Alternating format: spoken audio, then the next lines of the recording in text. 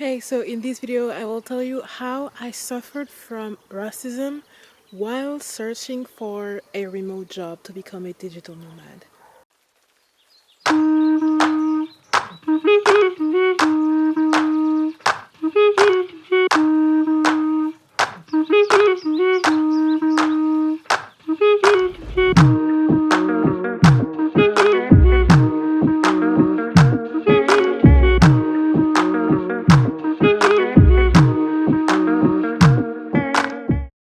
I will soon need to do something with my hair because it's growing really fast, and maybe I will do something with it, like a hairstyle or something.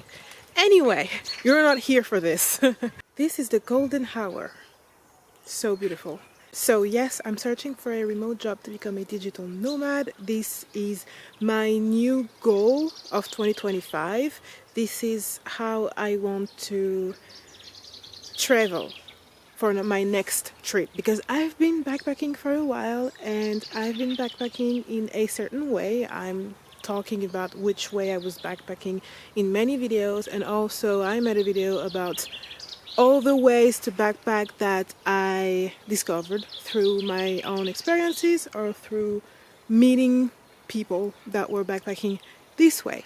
So I am searching on Upwork mostly to become a digital nomad. So I created a daily plan to achieve the goal of becoming a digital nomad. Let's say it this way.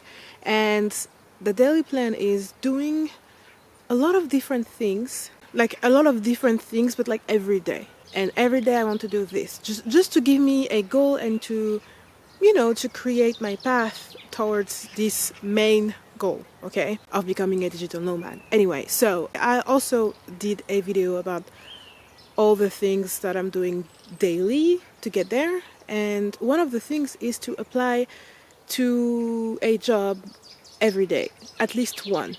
Instead of doing this for like just 1 or 2 days and then wait to get an answer, I'm doing this every day until I have a job, okay? I began to work with Upwork. And Upwork is a website where a lot of companies or just like persons, hire some people to work for them for, usually it's like small projects, and they are almost all remotely because it's companies coming from anywhere in the world basically, okay? So this is what I've done, and I worked in different fields like that, like voice acting, translating, teaching, and a lot of, small things like this, like content creator. Like they wanted me to make like videos or stuff like that, or just even podcasts they wanted me to do. So yeah, okay, there's someone that is watching me, so I have to move and to search for somewhere else to talk to you. Currently in the middle of nowhere. I think it's beautiful like this, no? I hope you can see me well. Okay. So I was saying that basically I did a lot of different work for a lot of different clients and companies. And one thing that I've done the most out of all those different work is voice acting, or even podcasting, but mostly voice acting. So they don't need my face, they just need my voice. So they either want me to read specific sentences for their own projects, or even podcasting. I had to make like 5 different podcasts with another friend girl, and they just gave us the subjects they wanted us to talk about, and we started talking about those things, but like freely, for like, I think it was like one podcast 30-45 minutes, something like that. I did this with a girl that I met through Upwork, and I'm working with her in different projects. And for example, when the other day I didn't want it to still work as a teacher. If you don't know what I mean, I talked about it in this video. I thought about her first. For example, like this, I don't want to work anymore with this company and I know that they will be searching for someone else, then I thought of her. She's a colleague from Upwork, but she's very, very nice. I've never met her and I only talked to her about work. The story that I will tell you about is about voice acting. Let's call it like Girl A, okay? The one I just talked to you about.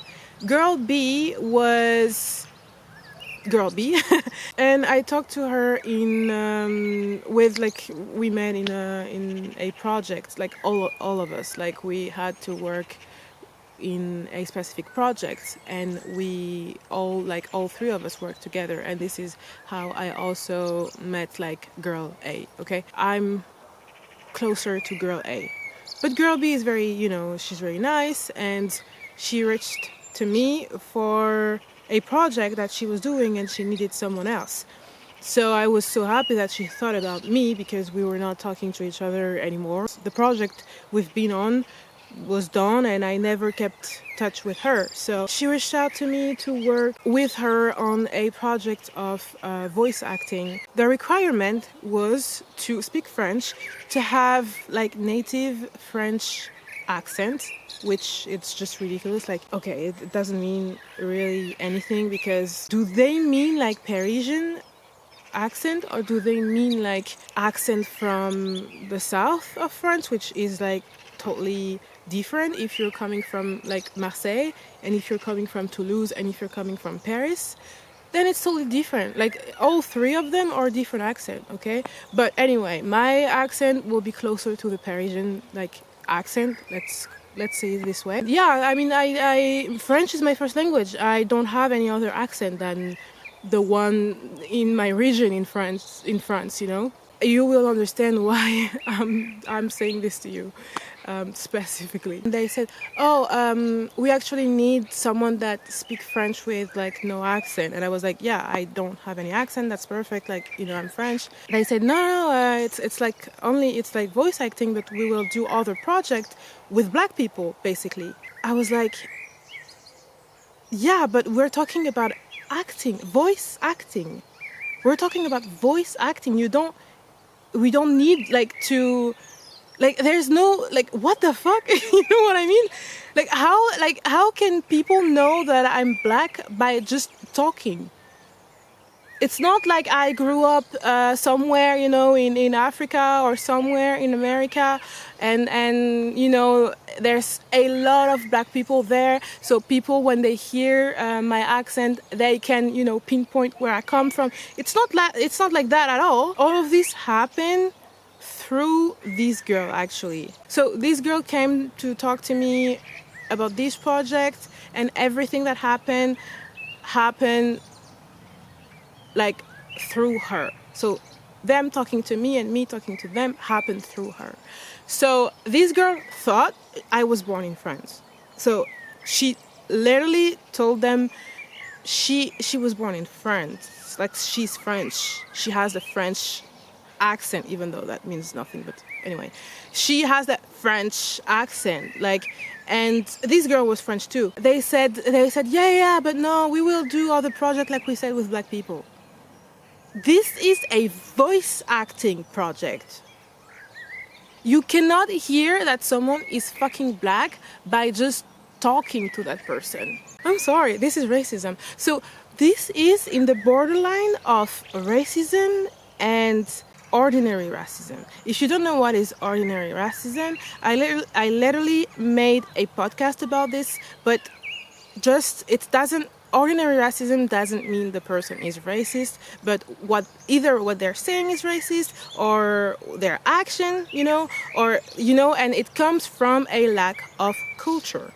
To me, what happened, I call this racism. Unfortunately, I think I got used to those actions like that, but it does happen. And I thought about this because it didn't happen like lately. It actually happened 2 years ago. I started to work with this website 2 years ago. I just remember that. It was to become a digital nomad, but I kind of let this idea go down because I had way more things to think about back then, and I wanted to have I needed to have money right now, right in the moment, because I was traveling. So anyway, so I didn't focus too much, but happened at the beginning of me applying on this platform. Yeah, it's reminding me of a girl that wanted an apartment. Like, it was like a renting stuff. Anyway, she talked to the owner on the phone, so she didn't have an accent other than the Parisian one, like the French one, let's call it that way. So the owner on the phone said, oh yeah,